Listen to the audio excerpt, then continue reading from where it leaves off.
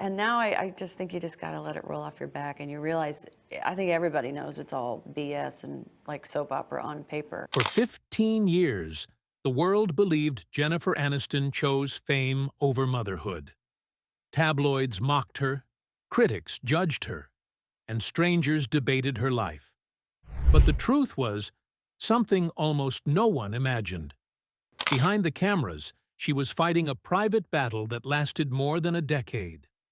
So what did Jennifer actually endure in her quest to become a mother?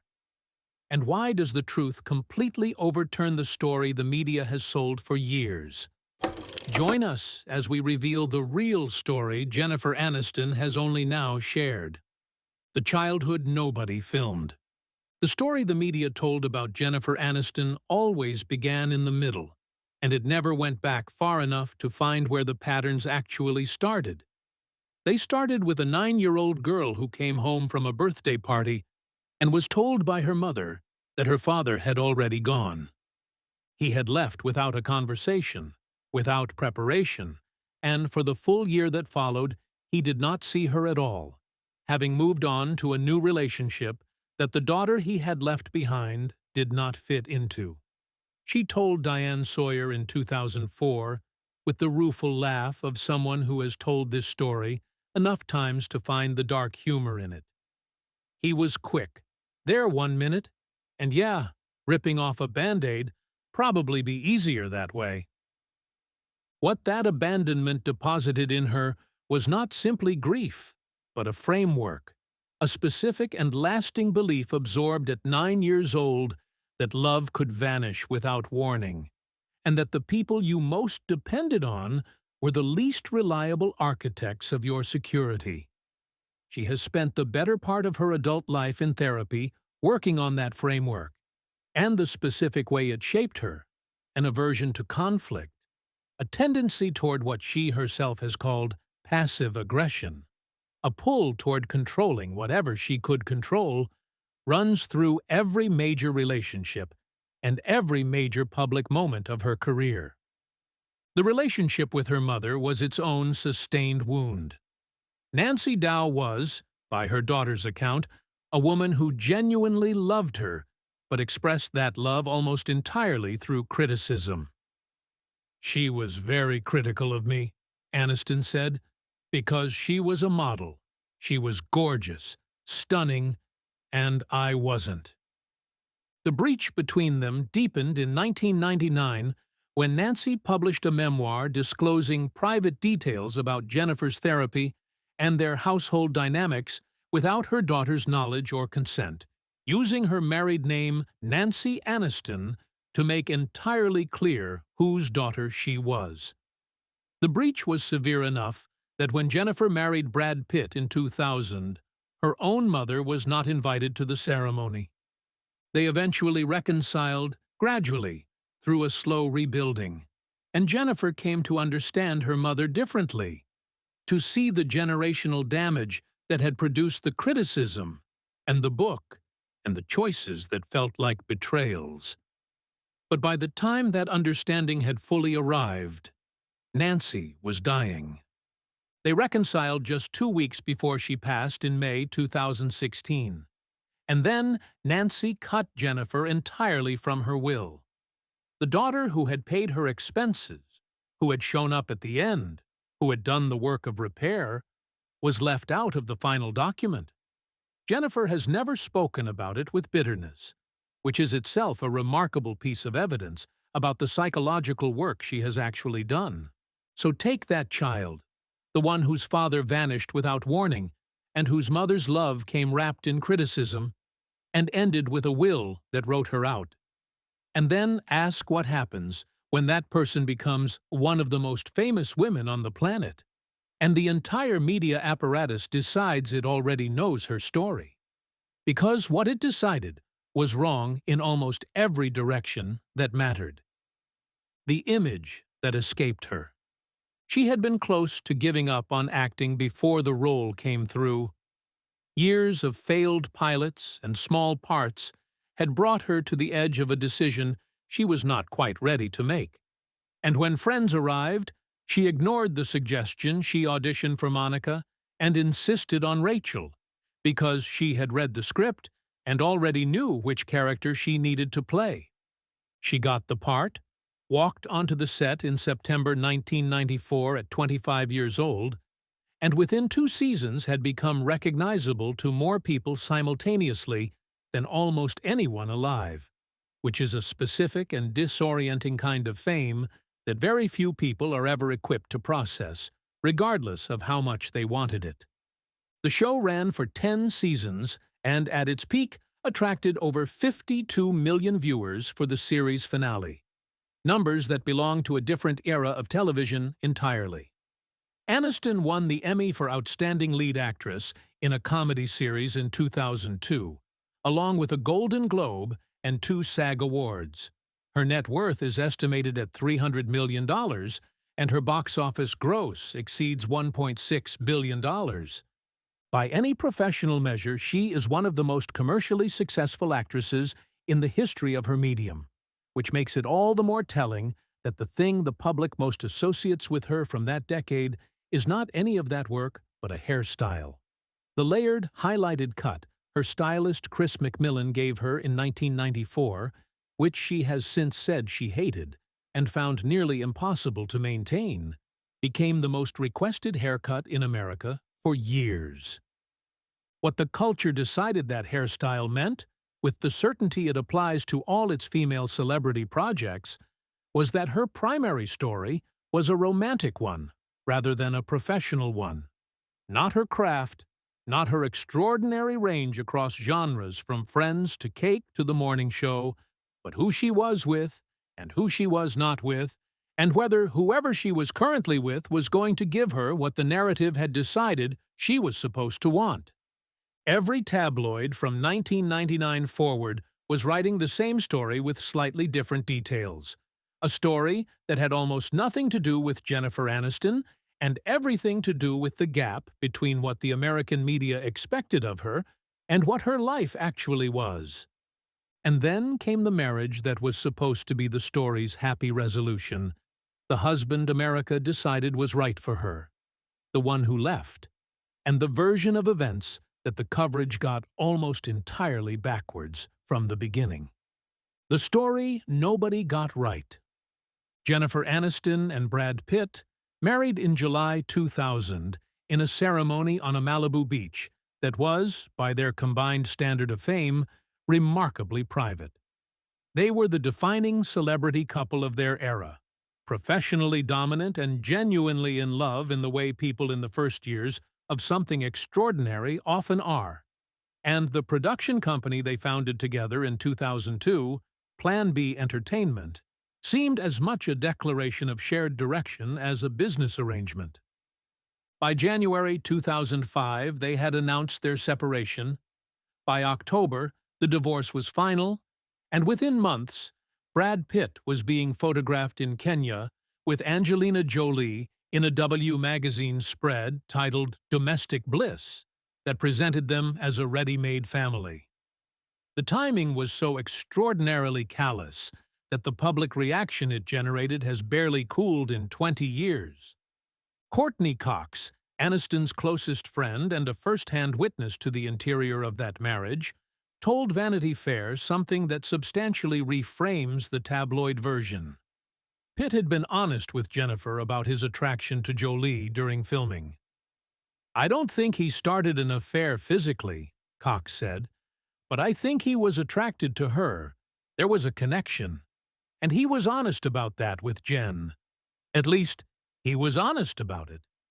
It was an attraction that he fought for a period of time." The tabloid version, that Aniston was blindsided and simply abandoned without warning, was not accurate. She knew something was developing. She chose to believe her husband when he said it was being managed, and it was not, which is a more specific and more painful kind of betrayal than the simple abandonment the story was always told as. What emerged once Aniston had sufficient distance was something far more nuanced than the wronged woman narrative America had adopted on her behalf. She told Vogue in 2008 that the marriage never was that bad, and that it was so far away in my mind, I can't even remember the darkness. She has said across multiple interviews that she considers it a successful marriage that taught her things she needed to learn, and that she will love him for the rest of her life. The love triangle narrative was officially declared over at the end of 2024 when Pitt and Jolie's 8-year divorce battle concluded.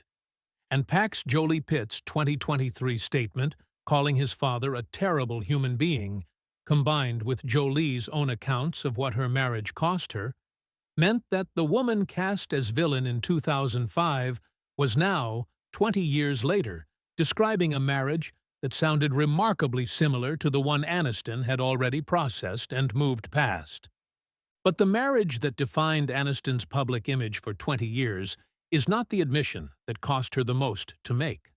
That one came in a single 2022 magazine interview and reached back 15 years to expose what the coverage had been saying about her during the entire time she was living something completely different.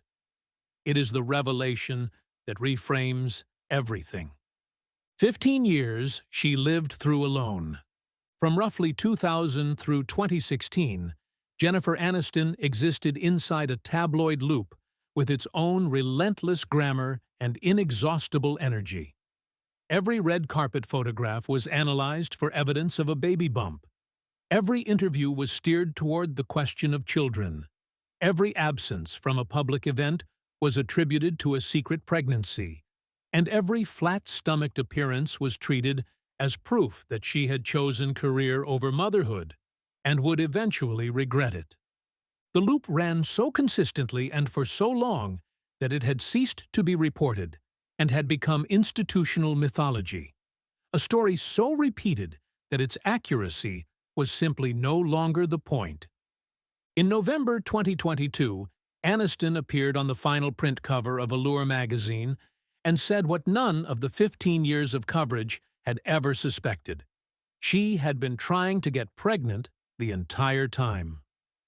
I was going through IVF, drinking Chinese teas, you name it, she told the magazine. I was throwing everything at it. I would have given anything if someone had said to me, "Freeze your eggs, do yourself a favor." You just don't think it. So here I am today. The ship has sailed. And then, she said, the sentence that the coverage had never once paused to consider might be true. All the years and years and years of speculation. It was really hard. For 15 years, the coverage had been framing her as someone who had chosen not to have children, who had prioritized celebrity over the domestic life she was supposed to want, who was selfish in the specifically gendered way the tabloid industry never tires of assigning to women who do not match the template.